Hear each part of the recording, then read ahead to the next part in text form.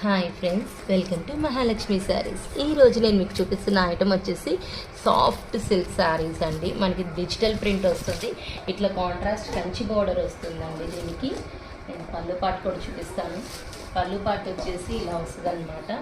Blouse వచ్చేసి మనకి కాంట్రాస్ట్తో ఇలా ఫ్లోరల్ బుటీస్ ఇచ్చేస్తారు. పళ్ళుకి టాజల్స్ కూడా వస్తాయి.